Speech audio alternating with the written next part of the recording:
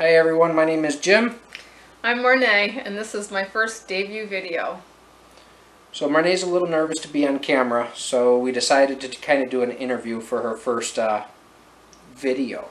So I'm just going to ask her some questions about her life and different parts of her life and let her answer them, and we'll see where this takes us. You can kind of get to know me from there. So, first question. As a child, what was life like on the farm? I was a barefooted child that did everything and everything. My parents were farmers. My dad is still a farmer. How old's your dad? My dad is an 81-year-old man that acts like he's 30. And I'm his daughter, a farmer's daughter, and I'm going to be just like you.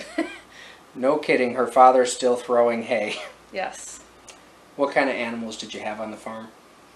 Animals, we had basically milking cows. So I grew up in the hay mow, in the milking barn, sweeping mangers, playing in the mangers. I was constantly barefooted. I mean, I was a farm kid.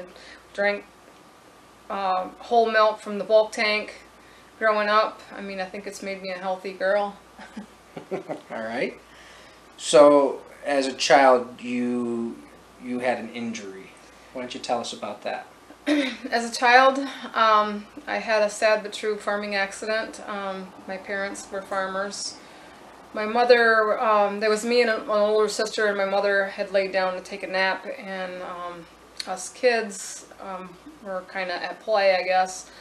I got out of the house and wandered across the yard into the field where my dad was mowing hay or mowing corn. And I wanted my father, and I stood out there, and he didn't see me, and he ran over me. Neither of my parents are to blame for this. It was truly an accident. That's the way I've always looked at it. I suffered the loss of my complete left arm and part of my right foot, so I am a double amputee. I'm very different, but I live a very normal life. I live life with no limits. I do everything. I work in a restaurant as a waitress, and I do normal things here at home that are kind of different, but I guess maybe they would be interesting to somebody watching, and hopefully it'll be entertaining. So on the farm, I know when you were growing up you had a specific type of animal that you loved the most. What would that be? Horses. And can you tell us a little bit about your horses? I grew up riding horses. Even as a child, my grandmother was always afraid of me being on a horse. I was fearless. I was a fearless kid, and I was very independent, and I still am.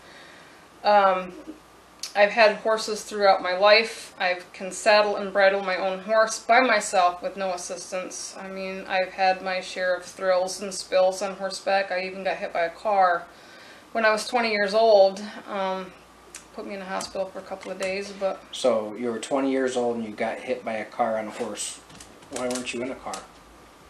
I didn't want to drive a car. I wanted to ride a horse. At 16, when I was able to drive, I didn't want to drive. I am very much a simple kind of girl, and I loved horses. And my first horse I got when I was 17. I bought him and paid for him myself.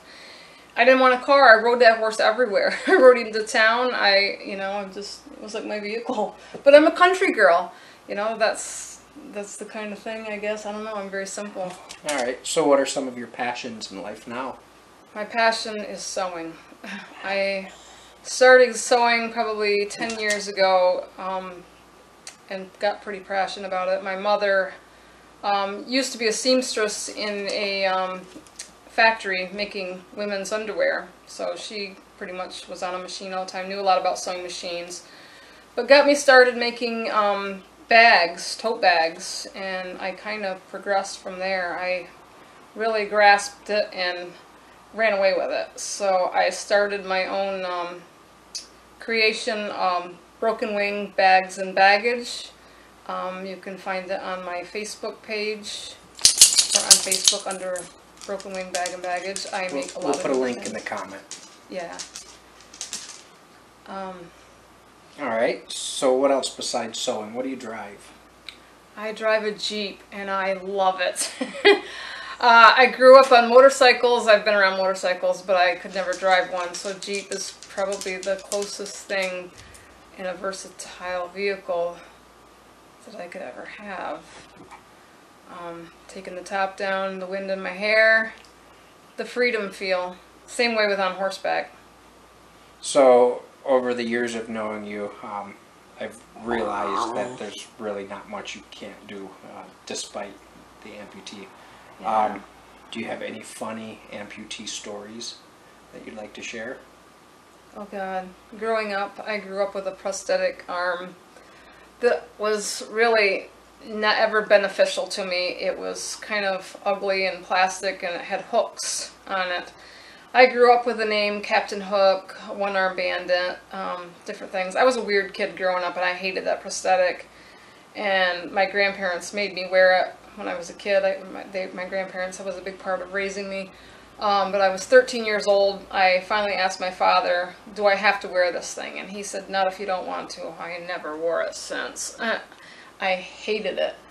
But in grade school, I remember sitting on a school bus, and the bus was stopped to pick up other kids, and a teenage boy was walking by me, and I was a kid, and I was in grade school, and my prosthetic arm happened to be sticking out, and it caught on the teenage boy's belt loops. I was mortified. And he was like, oh, she's got me, you know, so I really felt like a weirdo growing up. I don't know. I mean, I'm totally more confident about who I am. I'm comfortable in my body, but growing up, and even as a teenager, I think I was very uncomfortable with who I was. I didn't want to wear sleeveless shirts. I didn't want my scars to show. I'm very conscious of my feet. I don't like people seeing me barefooted, or at least I don't care about family or friends, but when out in public, I'm very weird. I don't know, it's a weird thing I had, and I always told people if I could have anything back, I would rather have my foot back than my arm.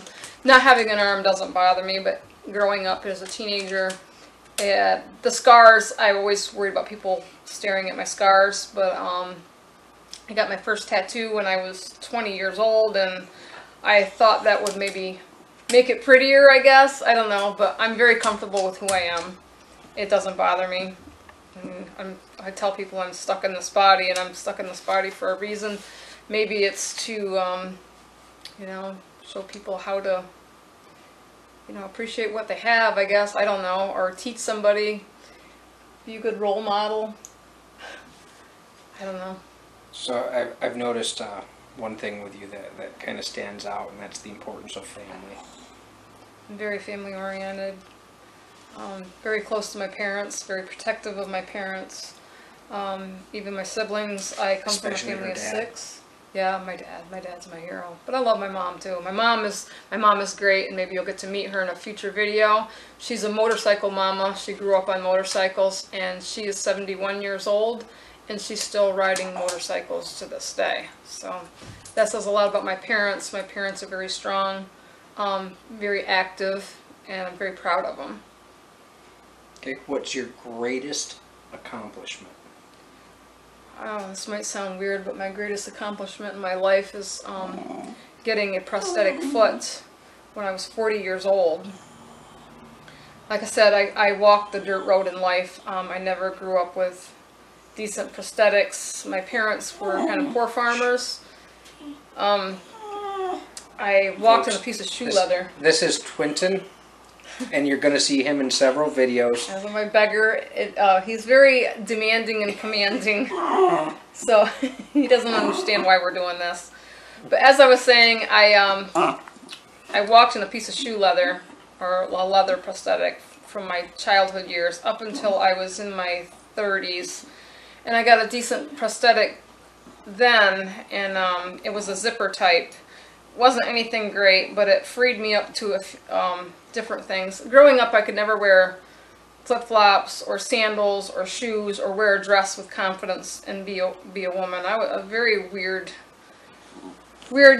girl growing up. I mean, I wanted to hide my feet, but when I finally turned 40, I got a latex foot, and it has toes that separate, and it looks very natural and very real, and it has freed me up to wear any kind of shoe I could ever want, to feel confident as a woman, to wear a dress, to wear shoes, flip-flops. I don't wear heels. I'm not a heel girl, but that to me was the greatest thing that ever happened to me. I even, you know, I was a struggle to get it, and I wrote the people letters and told them how it changed my life completely as a woman. So I'm very thankful and grateful for that part of my life. So I guess that would be one of my biggest accomplishments. I mean, it's hard to be an amputee, but I don't want to have all the focus on my amputeeism. I just want it to be known that I am different and I do things differently. All right, let's switch gears a little bit. Okay. 100%, hands down, she's the best cook I've ever met in my life. So where did you learn to cook? I don't know if I learned. I grew up watching my grandmother, my dad's mother. My grandmother was a big part in raising me, and she died when I was 10. But my memories of her live in my heart.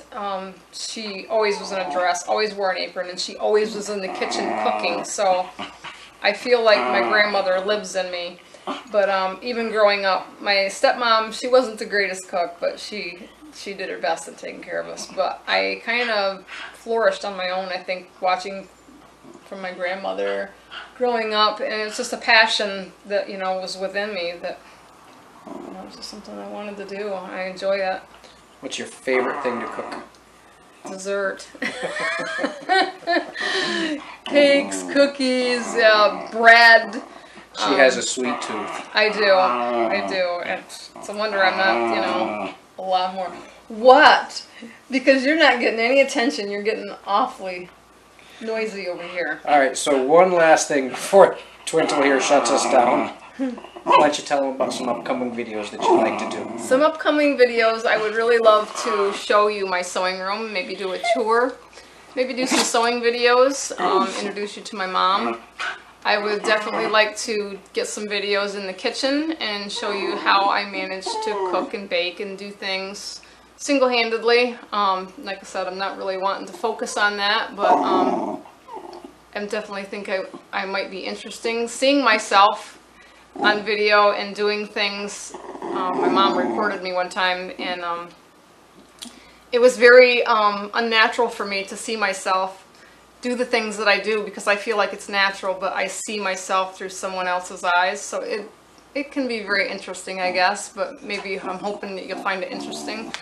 My goal for these videos is to teach you to reach for the stars, inspire you, because you can do it, and hopefully entertain you along the way and make it fun. Thanks, Jim.